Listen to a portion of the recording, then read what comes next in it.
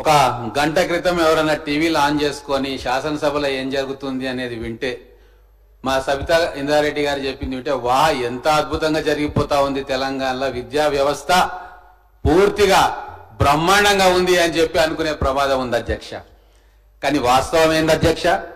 మా మిత్రులు విద్యార్థి నాయకులు సత్యం గారు పొద్దున ఒకటి చెప్పిండ్రు. ఒక రిపోర్ట్ ఉంటుంది అధ్యక్ష, actual status of education report అని ప్రతి సంవత్సరం కూడా దాన్ని పబ్లిష్ చేస్తారు. జనవరి 2025లో లాస్ట్ రిపోర్ట్స్ అన్ని కూడా కంపైల్ చేసి పబ్లిష్ చేస్తే దాంట్లో ఏమొచ్చింది అధ్యక్ష? అది చెప్తే సిగ్గుతో తలవంచుకోవాలి ప్రతిపక్ష నాయకులు. విద్యా వ్యవస్థను 10 ఏళ్లు నడిపిన వాళ్ళు ఏముందంటే దాంట్లో 53% పిల్లలకి 8వ తరగతి చదువుతున్న పిల్లవాళ్లకు 2వ తరగతి పుస్తకాన్ని చదవనీకే రావట్లేదు అని చెప్పి ఆ రిపోర్ట్ లో ఉంది అధ్యక్ష. ఇక అంతకంటే ఏం తార్కాణం కావాలి అధ్యక్ష? 10 సంవత్సరాల వాళ్ళ పాలనలో ఇంత దారుణంగా విద్యా వ్యవస్థ తయారైతుంటే ఇంకా మేము చాలా చేసినాం ఇంకా అని చెప్పి చెప్పడం అనేది చాలా దారుణం అధ్యక్ష. ఏమీ చేయలేదు కాబట్టే ఈరోజు ఇక్కడ మా ప్రభుత్వం వచ్చిన తర్వాత ఎన్నో విప్లవాత్మకమైన మార్పులకు శ్రీకారం చుట్టారు అధ్యక్ష. ఒక మాట చెప్పదలుచుకున్నా, మనకు స్వాతంత్రం వచ్చిన తర్వాత మన మొదటి ప్రధానమంత్రి జవహర్లాల్ నెహ్రూ గారు మహల్ నోబిస్ అనే ఒక గొప్ప ఆర్థిక శాస్త్రవేత్తను పిలిపించి మన భారతదేశానికి ఏం కావాలి, ఒక స్ట్రక్చర్డ్ పాలసీ ఇవ్వమంటే ఆయన అందరితో సంప్రదించి 5-year ప్లాన్స్ తీసుకొచ్చింది అధ్యక్ష. 5-year ప్లాన్స్ తీసుకొస్తూ ఒక్కొక్క 5-year ప్లాన్ లో ఒక్కొక్క అంశానికి ప్రాధాన్యత ఇవ్వాలని చెప్పి మొదటి 5-year ప్లాన్ లో విద్యకు అధికమైన ప్రాధాన్యత ఇచ్చి ఆ రోజు భారతదేశానికి ఒక దిక్సూచి లాగా ఒక రహదారిని, ఒక విజన్ ని ఏర్పాటు చేసిన ఘనమైన చరిత్ర కాంగ్రెస్ పార్టీది అధ్యక్ష. అందులో భాగంగానే ఐఐటీలు వచ్చినాయి, ఐఐఎంలు వచ్చినాయి, చాలా రకాల ఇన్స్టిట్యూషన్స్, ప్రపంచవ్యాప్తంగా పేరుగన్న ఇన్స్టిట్యూషన్స్ అన్ని కూడా ఆ రోజు మా పెద్దలు, మా కాంగ్రెస్ పార్టీ పెద్దల ఆధ్వర్యంలో ఒక విజన్ డాక్యుమెంట్ ద్వారా, ఒక విజన్ తోటి ఈ రోజు భారతదేశంలో విద్యా వ్యవస్థను మంచి మార్గంలో ప్రయాణం చేసేటట్టుగా చేసిన ఘనత మాది అధ్యక్ష. మరి తెలంగాణ రాష్ట్రం వస్తే అంతకంటే గొప్పగా సాగుతుంది మన విద్య, మన పిల్లలకు బ్రహ్మాండమైన విద్య అందించవచ్చు అని చెప్పి అనుకున్నాం. కానీ జరిగింది ఏంటి అధ్యక్ష?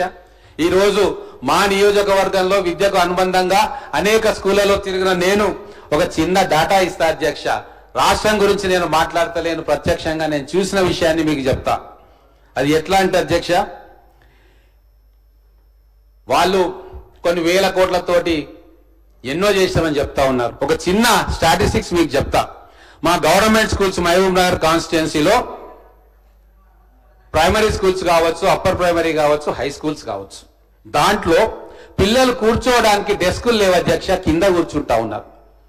సరే చిన్నపిల్లలు కింద కూర్చుంటే ఇబ్బంది లేదు కానీ అధ్యక్ష 8, 9, 10 తరగతులు చదివే ఆడపిల్లలు ఆ వయసులో కింద కూర్చుంటే వాళ్ళు పడే శారీరక బాధ గాని మానసిక హింస గాని ఎట్లుంటది అధ్యక్ష?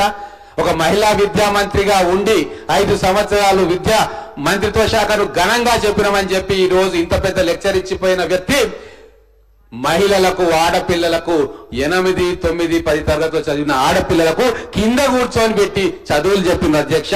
మా ఒక్క నియోజకవర్గంలోనే 5,700 డెస్కులు అవసరం ఉండే డ్యువల్ డెస్కులు 22 లక్షల కోట్ల రూపాయల బడ్జెట్ ను ప్రవేశపెట్టిన వీళ్ళు నా కాన్స్టిట్యున్సీలో ఉన్న ఆడపిల్లలకు 5,000 డెస్కులు ఇవ్వడానికి వాళ్ళ దగ్గర నిధులు లేవు, ఇంకేం గొప్పగా చేసిండ్రు, విద్యా వ్యవస్థను అభివృద్ధి చేసిండ్రు అని చెప్పి ఈ సభ ద్వారా తెలంగాణ ప్రజలకు నేను చెప్పదలుచుకున్నాను అధ్యక్ష. మేము 600 డెస్కులు ఈ ఒక్క సంవత్సరంలోనే ఇచ్చినాం.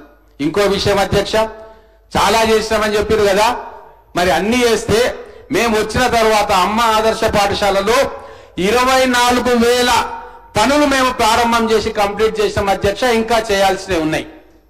మరి వీళ్ళు 10 సంవత్సరాలలో 24,000 వర్క్స్ చేశారా? దాంట్లో మరుగుదొడ్లు ఉన్నాయి, వాటర్ కనెక్షన్స్ ఉన్నాయి, ఎలక్ట్రిసిటీస్ ఉన్నాయి, చిన్న చిన్న రిపేర్స్ ఉన్నాయి. మరి ఇవన్నీ కూడా వాళ్ళ దృష్టికి రాలేదు. కానీ 1000 రెసిడెన్షియల్ స్కూల్స్ కట్టినాము, చాలా గొప్పగా కట్టినామని చెప్పిపోయిన ఒక్కరు కూడా ఇక్కడ లేరు మళ్ళీ సమాధానం ఇవ్వడానికి. మరి 1023 రెసిడెన్షియల్ స్కూల్స్ కడితే 660 స్కూల్స్ లో సొంత భవనాలు లేవు అధ్యక్ష. అదే మహల్ నోబిస్ గారు మళ్ళీ ఒక మాట చెప్పింది ఆ రోజు, ఇది వినాలే.